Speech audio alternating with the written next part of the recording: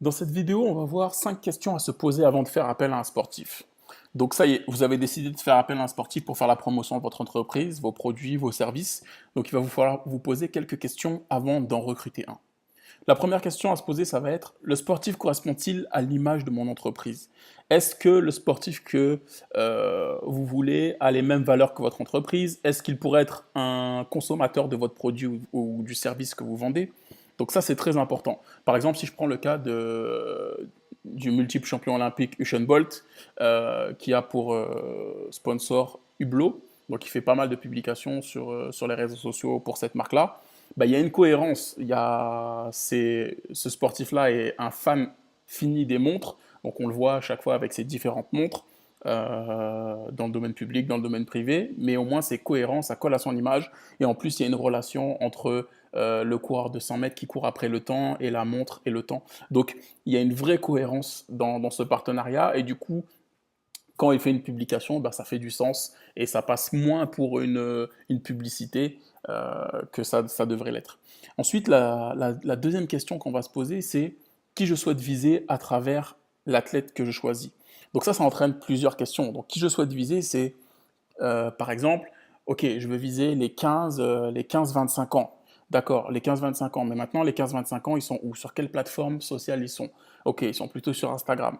Donc maintenant que je sais qu'ils sont sur Instagram, je vais chercher quel est le sportif influent qui utilise Instagram. Donc je vais avoir ma liste de sportifs. De là, je vais choisir un sportif. Maintenant, est-ce que ce sportif que j'ai choisi, il touche mes cibles ou pas? Si oui, quel pourcentage de mes cibles il touche? Est-ce que le taux d'engagement est élevé, c'est-à-dire quand il publie quelque chose, est-ce qu'il y a beaucoup de j'aime, de commentaires, de partages? Parce que c'est ça qui m'intéresse. Si c'est un sportif qui a 100 000 fans, mais lorsqu'il publie quelque chose, il n'y a personne qui interagit avec, ça ne m'intéresse pas. Moi, ce que je veux, c'est que ma marque, elle soit vue, elle soit diffusée. Donc, préférez plutôt regarder autant le taux d'engagement que le volume de fans de l'athlète. Donc tout ça, c'est des questions qui découlent avec cette question qui je souhaite viser à travers l'athlète. Ce sont des sous-questions qui en découlent. Ensuite, en troisième point, on a est-ce que le sportif est encadré? Donc comment il gère ses médias sociaux? Est-ce qu'il y a des dérives? Est-ce que quand je regarde son compte, il y a des trucs qui sont un peu borderline et qui ne correspondent pas à ma marque? Euh, Est-ce que c'est lui qui gère le compte intégralement? Parce que des fois, il est co-géré avec l'agent, avec le conjoint, avec un ami. Donc est-ce qu'il y a des risques? Après, s'il travaille avec une agence, ben là, c'est préféré parce qu'on sait que l'agence va jouer en la faveur du sportif et va tout faire pour que la communication se passe bien. Donc regardez aussi ces critères-là. La quatrième question, ça va être combien ça coûte. Quand je dis combien ça coûte, c'est pas le chèque que vous allez faire, ça vous savez si ça vous coûte cher ou pas cher, ou si c'est dans votre budget ou pas, mais plutôt de regarder combien ça va me coûter pour toucher 1000 personnes, pour pouvoir faire une comparaison avec votre investissement dans les médias traditionnels. Si je prends par exemple un athlète comme Georges Saint-Pierre, très connu au Québec, athlète de l'UFC, euh, lui, par exemple, il chargeait 5000 dollars pour un tweet et 10 000 dollars pour une publication Facebook à l'époque. À cette même époque, il avait quand même, il faut dire, sur Facebook, 3 millions de fans très engagés. Euh, donc, c'était des taux au-delà de 10% de taux d'engagement. Donc, plus de 10% de ses fans voyaient ses publications. Donc, sur 300 000 fans, sur 3 millions de fans, je veux dire, pardon, ça fait 300 000 à peu près personnes qui vont voir et interagir avec ces publications. Donc ça fait, donc en quelques minutes, je vais peut-être toucher l'équivalent de la population d'une ville comme Nice. Donc ça aussi, c'est à prendre en considération. Combien de temps ça me prendrait pour le faire, pour toucher cette population avec un journal? Combien ça me coûterait aussi de toucher 300 000 personnes avec un journal ou avec un spot télé? C'est dans ce sens-là que la question combien ça me coûte prend tout son sens. Aussi, faire très attention quand je travaille avec un sportif, veiller à ce que ses fans soient ciblés.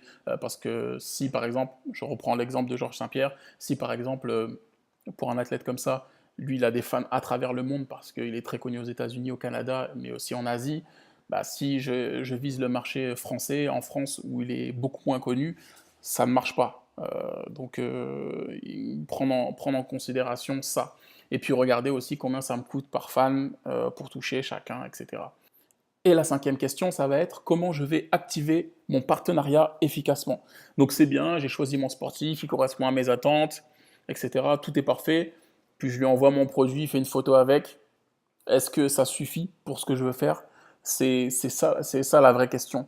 Donc, il y a plusieurs manières de travailler avec un sportif. On peut négocier un certain nombre de publications, etc. Mais on peut aussi organiser un jeu concours, créer une capsule vidéo avec lui, ou qu'il nous fasse des tests produits en vidéo, une test du produit, qu'il fasse un Facebook Live avec notre communauté, la communauté de notre entreprise, sous forme de questions-réponses, etc.